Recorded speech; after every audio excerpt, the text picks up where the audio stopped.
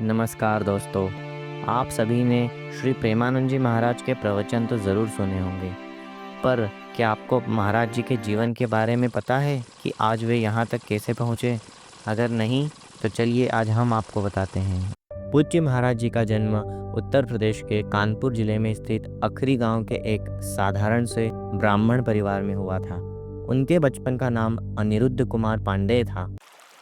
महाराज जी के दादाजी स्वयं सन्यासी थे और घर का वातावरण पूर्णतः भक्तिपरायण और पवित्र था।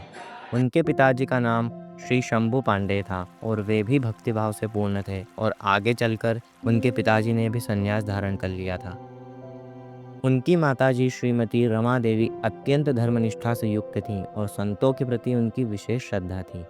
दोनों ही पति पत्नी नियमित रूप से संत सेवा तथा विभिन्न प्रकार के भक्ति कार्यों में संलग्न रहते थे। उनके बड़े भाई श्रीमद् भागवतम का पाठ किया करते थे, जिसे मिलकर पूरा परिवार सुनता और आनंदित होता था। इस पवित्र वातावरण में ही महाराज जी पले बड़े। इसी वातावरण ने उनके भीतर छिपी हुई आध्यात्मिक ज्वाला को प्रज्वलित किया। महाराज जी ने बहुत कम उम्र से ही विभिन्न स्तोत्र और चालीसाओं का पाठ करना शुरू कर दिया। मात्र 8 वर्ष की आयु में उन्होंने गीता प्रेस प्रकाशन की पुस्तक श्री सुख सागर, जो कि भगवान श्री कृष्ण की दिव्य लीलाओं पर आधारित है, उसे पढ़ना प्रारंभ कर दिया। छोटी उम्र से ही वे जीवन के उद्देश्य पर प्रश्न करने लगे थे। उन्हें यह विचार गहराई से छू गया कि क्या माता पिता का प्रेम शाश्वत है? यदि यह भी नश्वर है तो क्षणिक सुख में क्यों उलझा जाए? वे विद्यालय शिक्षा और सांसारिक ज्ञान के महत्व पर भी प्रश्न उठाने लगे, क्योंकि उनका कहना था कि यह उन्हें ईश्वर की प्राप्ति में किस प्रकार सहायक होगी। अपने सवालों का जवाब पाने के लिए उन्होंने श्री राम जय जय राम और श्री कृष्ण गोविंद हरे मुरारी जैसे नाम मंत्रों का जप आरंभ किया। 9वीं तक आते आते उन्होंने निश्चय कर लिया कि वे अपना जीवन पूर्णतः आध्यात्मिक साधना को समर्पित करेंगे। माता से अत्यधिक स्नेह होने के कारण उन्होंने अपने संकल्प की सूचना सबसे पहले अपनी माँ को ही दी।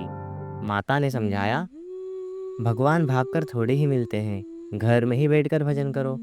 पर भीतर की वैराग्य तरंग इतनी प्रबल थी कि बस इसी के चलते मात्र 13 वर्ष की आयु में एक दिन सुबह 3 बजे वे घर छोड़कर निकल पड़े अपने जीवन का सही उद्देश्य खोजने। जल्द ही महाराज जी ने नैष्ठिक ब्रह्मचर्य में दीक्षा प्राप्त की और उन्हें आनंद स्वरूप ब्रह्मचारी नाम प्राप्त हुआ। उसके बाद उन्होंने संन्यास ग्रहण किया और महावाक्य की दीक्षा पर उनका नाम स्वामी आनंद आश्रम रखा गया। उन्होंने पूर्ण त्यागमय जीवन जिया। शरीर चेतना से ऊपर उठने हेतु कठोर नियमों का पालन किया। जीवन जीने हेतु वे केवल भगवान की कृपा पे ही आश्रित थे। जो कुछ मिल जाए सो ठीक, वरना भूखे ही कई दिन गुजार देना उन्हें स्वीकार था। आध्यात्मिक खोज में उन्होंने अधिकांश समय गंगा के तट पर बिताया। उनका नित्य नियम था गंगा स्नान करना, तुलसी घाट पर पीपल वृक्ष के नीचे आसन लगाकर माता गंगा और भगवान शंकर का ध्यान करना। इन सब के बाद यदि समय पर भिक्षा मिले तो ठीक, नहीं तो गंगा जल पीकर पुनः एकांतवास व ध्यान करना। गंगा उनके लिए दूसरी माँ के समान हो गई थी। वाराणसी से हरिद्वार तक के घाटों पर वे नंगे पांव, भूख प्यास ठंड की परवाह किए बिना घूमते रहते थे। कड़कड़ाती सर्दी में भी वे दिन में 3 बार गंगा स्नान करते। काशी में गंगा किनारे रहते हुए महाराज जी का सामना कई बार अनेक भूत प्रेतों से भी हुआ, पर वे कभी डरे नहीं। वह अपने साधना के मार्ग पर चट्टान के जैसे अडिग रहे। भगवान शिव के दर्शन के लिए महाराज जी प्रतिदिन कड़ी धूप में गंगा किनारे काशी के घाट पर साधना करते थे।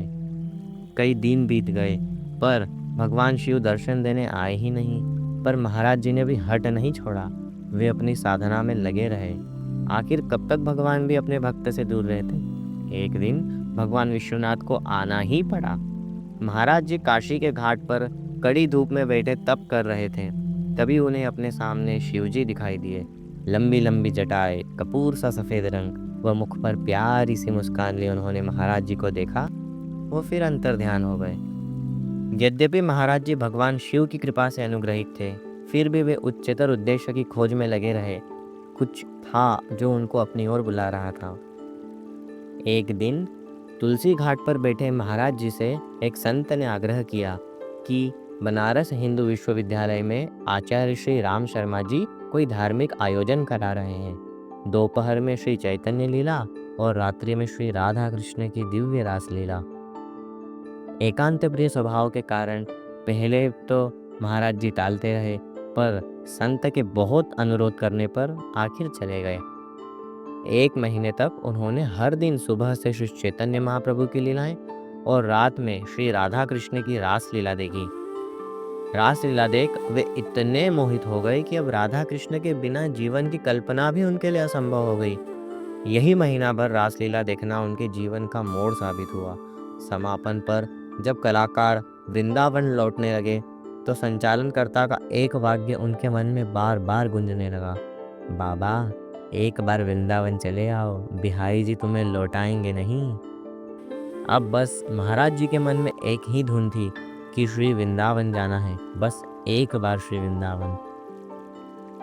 उसके बाद महाराज जी एक संत की प्रेरणा और बक्सर वाले मामा जी के एक शिष्य की सहायता से मथुरा के लिए ट्रेन पर सवार हुए, और उस समय तो उन्हें यह भी नहीं पता था कि वृंदावन उनका हृदय सदा के लिए बांध लेगा। वृंदावन पहुंचने पर महाराज जी का जीवन मुख्यतः वृंदावन धाम की परिक्रमा और श्री बांके बिहारी जी के दर्शन में व्यतीत होने लगा। फिर एक दिन बांके बिहारी जी के मंदिर में एक संत ने महाराज जी को श्री राधा वल्लभ मंदिर जाने की प्रेरणा दी।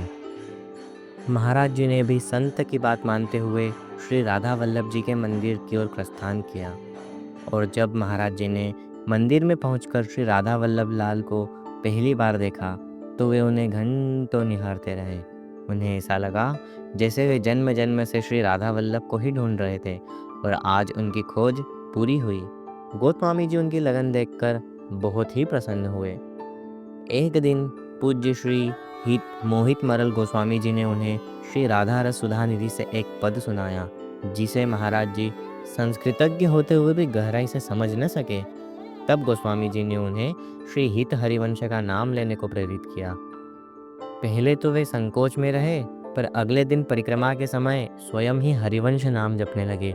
यह श्री हित हरिवंश महाप्रभु की महाराज जी पर कृपा ही थी। एक दिन परिक्रमा करते हुए उन्होंने एक सखी को एक प्यारा सा पद गाते सुना।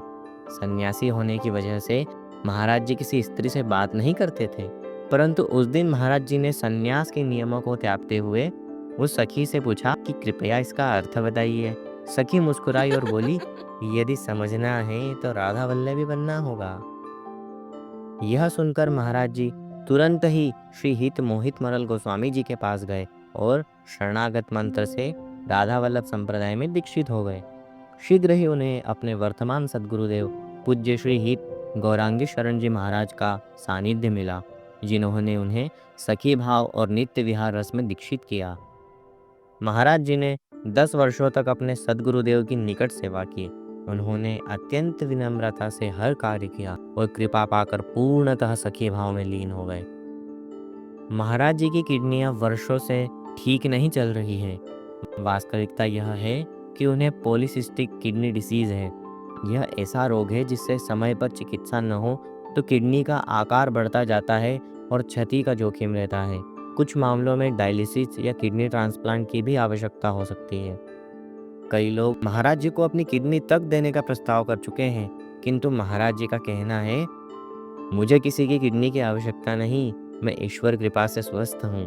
किसी दूसरे के शरीर को कष्ट देकर अपना जीवन बढ़ाना मुझे स्वीकार नहीं। वे कहते हैं, जब तक श्री जी जीवन शक्ति दे रही है, यह शरीर रूपी मशीन चल रही है। जिस दिन वे बुलाएंगी उसी क्षण चले जाना है। डॉक्टरों ने कभी सीमित आयु का अनुमान लगाया था, पर 18-19 वर्षों से अधिक समय हो चुका है।